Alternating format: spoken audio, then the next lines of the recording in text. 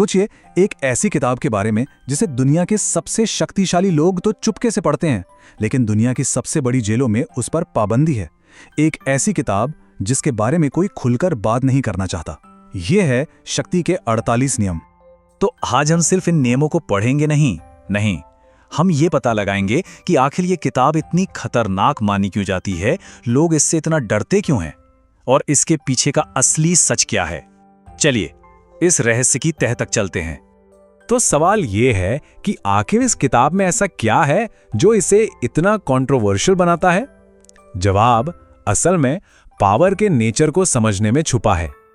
Power, शक्ति, ये शब्द सुनते ही ना कई लोग अनकंफर्टेबल हो जाते हैं। और जानते हैं क्यों? क्योंकि असली शक्ति का मतलब है लोगों पर असर डालना, उनकी सोच को अपने हिसाब से मोड़ना। और ये किताब बस उसी नकाब को हटा देती है। ये उन सभी साइकोलॉजिकल ट्रिक्स को सामने ले आती है जिन्हें राजाओं से लेकर आज के बिलियनियर्स तक ने एक दूसरे को मात देने के लिए इस्तेमाल किया है। और यहीं से सारा विवाद शुरू होता है। एक तरफ कुछ लोग कहते हैं कि भाई ये तो सेल्फ डिफेंस के लिए है, जो हमें दुनिया के तौर तरीकों के बारे में जगाती है। वहीं दूसरी तरफ लोग इसे धोखे और हेरफेर का एक खतरनाक हथियार मानते हैं। सच शायद इन दोनों के कहीं बीच में है। इस किताब को इतना खतरनाक क्यों माना जाता है? इसका सबसे बड़ा सबूत जानते हैं क्या है? इसे दुनिया की कई बड़ी जेलों में बैन कर दिया गया है। जी हाँ, बैन। पर सवाल यह है, क्यों? अधिकारियों का मानना है कि अगर कैदियों के हाथ ये 48 नियम लग गए तो वो गार्ड्स को मैनिपुलेट कर सकते हैं, अपने गैंग बना सकते हैं, मतलब जेल का पूरा पावर बैलेंस ही बिगाड़ सकते हैं। जरा सोचिए, एक किताब इतनी असरदार कि उसे सलाखों के पीछे रखना भी खतरनाक माना जाता है। तो चलिए अब कुछ सबसे दमदार नियमों पर नजर डालते हैं, कुछ उदाहरणों के साथ, ताकि समझ आए कि ये खेल आखिर खेला कैसे जाता है। शुरुआत करते हैं पहले और शायद सबसे जरूरी नियम से। कभी भी अपने बॉस से बेहतर दिखने की कोशिश मत करो। देखिए, ये नियम ना ह्यूमन साइकोलॉजी की एक बहुत गहरी समझ पर बेस्ड है। इतिहास गवाह है कि जो भी अपने बॉस से ज्यादा काबिल दिखने की कोशिश करता है, अंत में उसे ही नुकसान उठाना पड़ता है। क्यों? क्योंकि लोग अपनी इनसिक्योरिटी बर्दाश्त नहीं कर पाते। इसका एक क्लासिक उदाहरण है फ्रांस के राजा लुई 14वें का मंत्री फूके। राजा ने उसे सिर्फ इसलिए जेल में डाल दिया, सिर्फ इसलिए क्योंकि वो बहुत पॉपुलर हो रहा था और उसने राजा से भी ज्यादा शानदार पार्टी दे दी थी। ये कड़वा लेकिन बिल्कुल साफ सबक है। अगला नियम, ये स्ट्रैटेजी और रहस्य के बारे में है। अपने इरादे हमेशा छिपा कर रखो।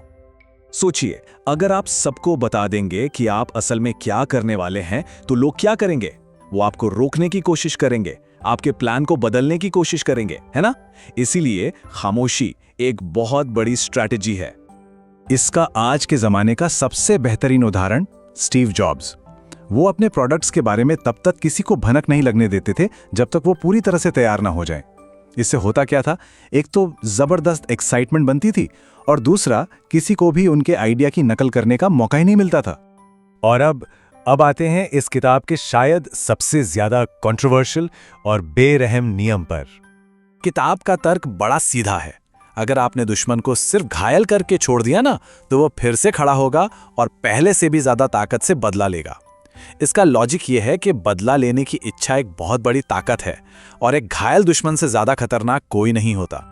तो अब शायद मन में सवाल आ रहा होगा कि क्या ये नियम सिर्फ राजा महाराजाओं या बड़े बड़े नेताओं के लिए हैं? जी नहीं, बिल्कुल नहीं। असल में ये नियम हमारी रोजमर्रा की जिंदगी में भी हर पल काम कर रहे हैं।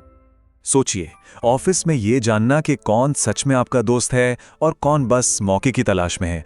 रिश्तों में ये समझना कि कहीं कोई आपका इस्तेमाल तो नहीं कर रहा। या फिर बिजनेस में अपने कॉम्पिटिटर की कमजोरी को जानना। पावर का ये खेल असल में जिंदगी का ही खेल है। जो इसे समझता है वो जीतता है, और जो नहीं समझता वो दूसरों के खेल का एक मोहरा बनकर रह जाता है। तो आखिर इसका मतलब क्या है? क्या ये किताब हमें एक बुरा इंसान बनने के लिए उकसाती है? नहीं, बिल्कुल नहीं। इसका असली मकसद है हमें जागरूक बनाना। देखिए, दुनिया में मोटे तौर पर दो तरह के लोग हैं। एक वो जो इन नियमों को समझते हैं और इनका इस्तेमाल करते हैं, चाहे जानबूझकर या अनजाने में। और दूसरे वो जो इस खेल से अनजान हैं और इसी वजह से इसका शिकार बन जाते हैं। ये किताब हमें दूसरी कैटेगरी में आने से बचाती है। तो सबसे जरूरी बात यह है कि ये किताब किसी को विलेन नहीं बनाती, ये उन्हें जगाती है, अवेयर बनाती है। देखिए, पावर का इस्तेमाल अच्छे के लिए भी हो सकता है और बुरे के लिए भी। ये ज्ञान एक शील्ड की तरह है, एक रक्षा कवच, जो हमें उन लोगों से बचाता है जो इन नियमों का गलत इस्तेमाल करना जानते हैं। और आखिर में ये किताब हमें एक बहुत ज़रूरी सवाल के साथ छोड़ जाती है। पावर से डरने की ज़रूरत नहीं है, उसे समझने की ज़रूरत है। और अब ये फैसला हर किसी को खुद करना है कि वो इस ज्ञान का इस्तेमाल हमले के लिए करेगा या अपनी रक्षा के लिए।